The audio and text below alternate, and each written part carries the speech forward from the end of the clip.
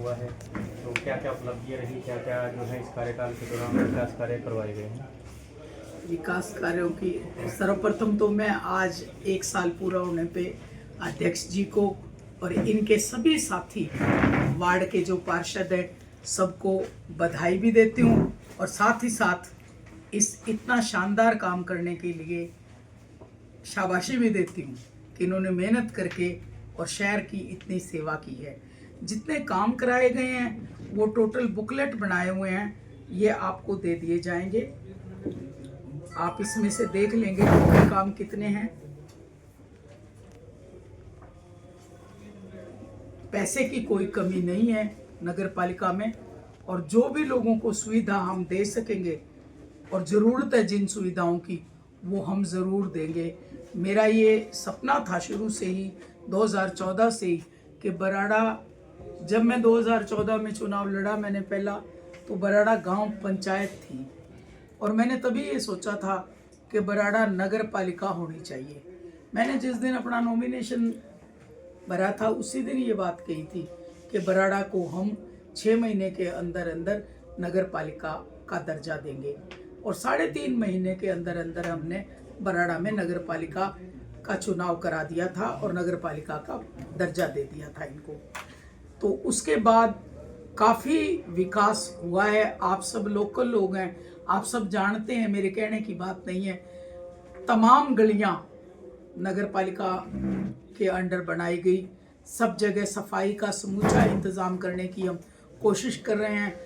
कई जगह परेशानियां भी आती हैं, जैसे स्टाफ की कमी है, कभी हड़ताल हो जाती है लंबी लंबी सफाई कर्मचारियों की, तो उससे भी शहर के लोगों को थोड़ी परेशानी होती है। लेकिन हमारा ये प्रयास है, रजत जो यहाँ के चेयरमैन हैं बेटा मेरा, उनका भी ये प्रयास है कि हम शहर की पूरी सेवा करें और शहर वासियों को हमारे यहाँ होते हुए कोई तकलीफ नहीं होनी चाहिए।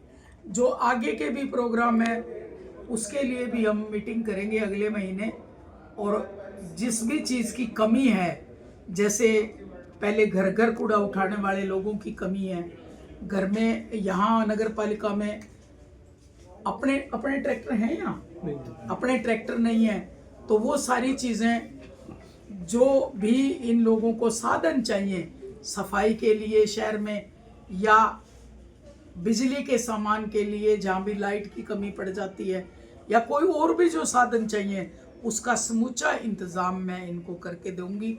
और व्हीकल भी हम खरीदेंगे अपने, औजार भी हम खरीदेंगे अपने। ये मेरे को भेज दें डिमांड, मैं मंत्री जी से करवा दूंगी अप्रूव।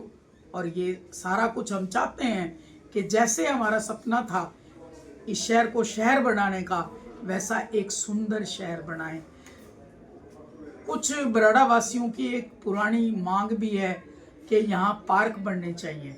शहर बड़ा है, नई कॉलोनियाँ डेवलप हो गई हैं, उन कॉलोनियों की भी अपनी समस्याएं हैं। तो मैं ऐसा सोच रही हूँ कि हम देखते हैं कोई भी जगह जो हमें नज़दीक उपलब्ध हो जाएगी उसको हम पार्क डेवलप करना चाहेंगे उसमें, ताकि लोग सैर कर सकें और छोटे बच्चों को खेलने के लिए एक अच्छी जगह मिल जाए।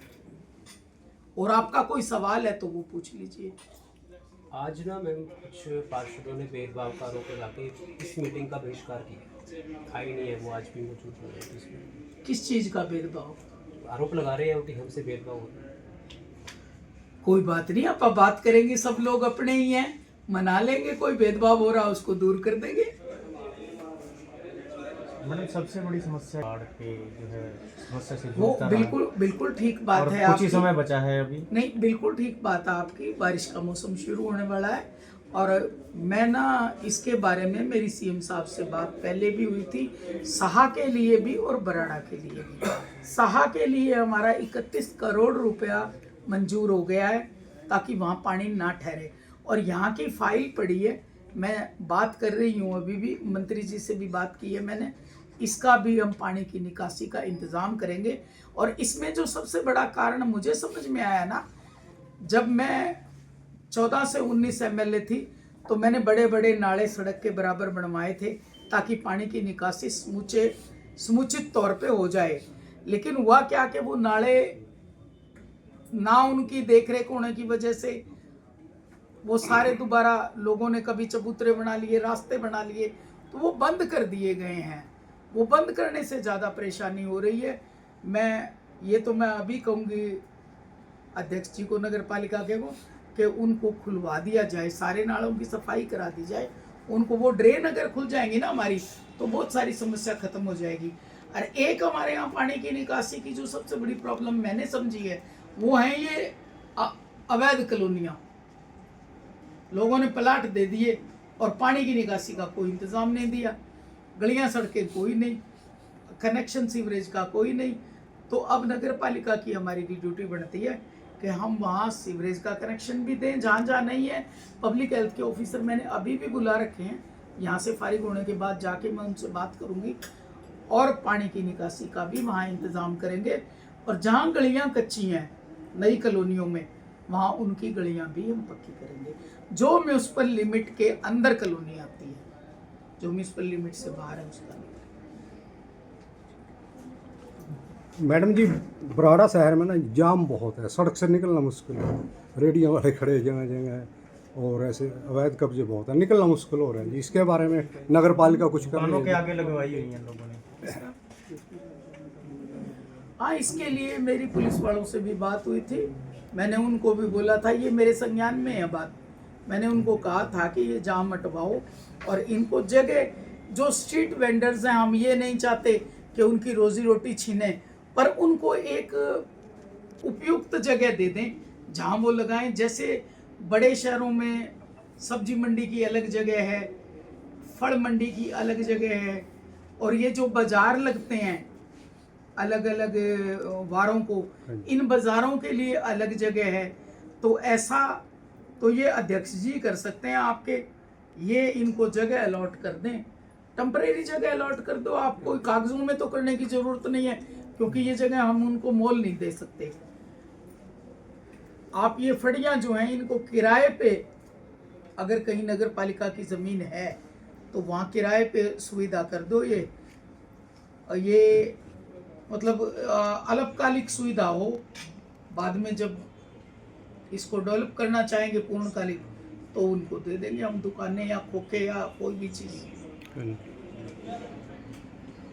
वो सड़क के ऊपर खड़े हैं जी, रेडियो लक्स बिल्कुल सड़क के ऊपर जी। मैंने देखी, मैं डीएसपी साहब को भी ये बात कही थी। जी चेयरमैन साहब, 1 साल पूरा हो चुका है, कहाँ आकर रहे हैं आप खुद को 1 साल बाद जो है, आप कितना यहाँ की जनता के लिए काम कर पाएंगे?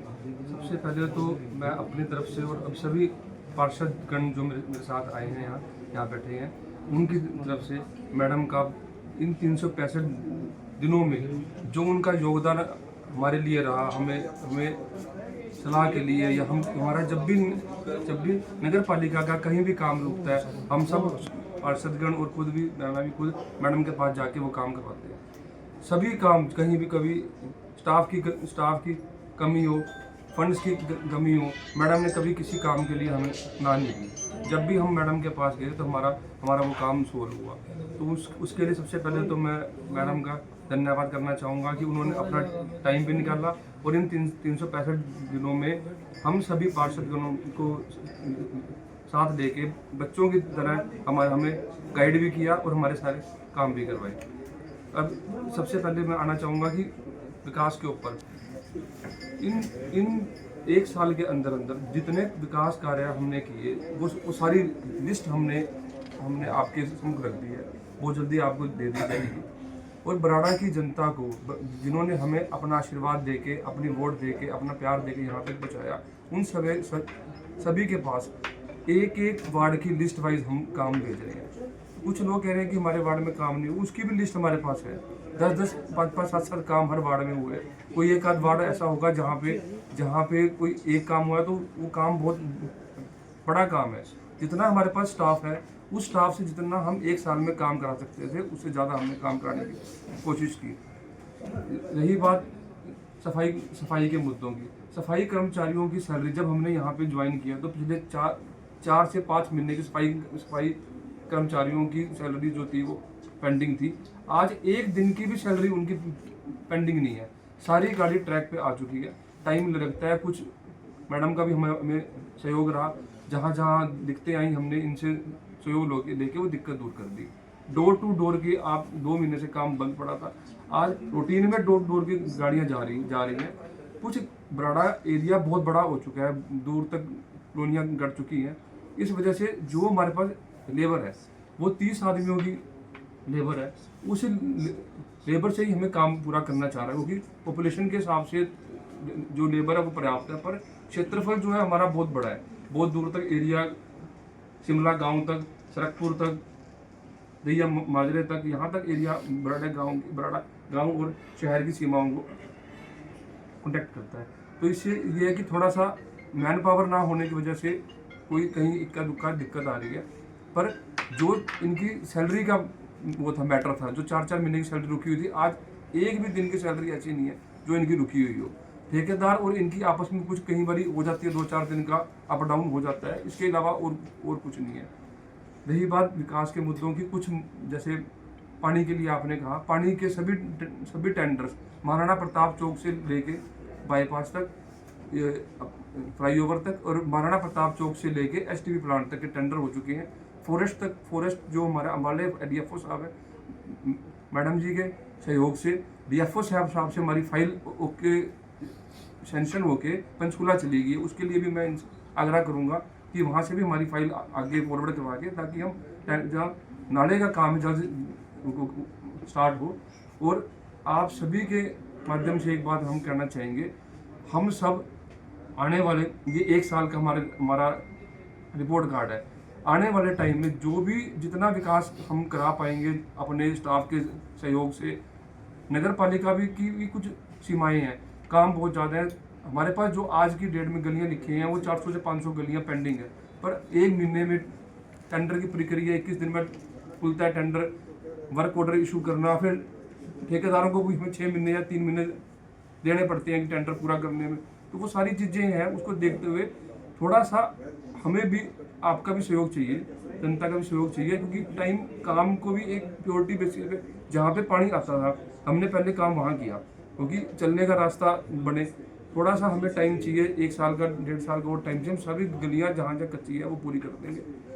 मैडम ने कुछ घोषणाएँ की थी, वो भी हमारे पास फंड आ चुका है, जैसे अग्रसन द्वार का, श्री गुरु तेग बहादुर जी चौक का, एक आज ही सुबह जो इनसे डिस्कस हुई है महाराणा प्रताप चौक के सौंदर्यीकरण करने का, उसके लिए भी मैडम ने 7 से 8 लाख रुपए दिलवाने की वो की है, बात की है, और उसके लिए भी हम जल्द से करके टेंडर तीनों चौकों को बढ़िया तरीके से हम बनाने का काम करेंगे।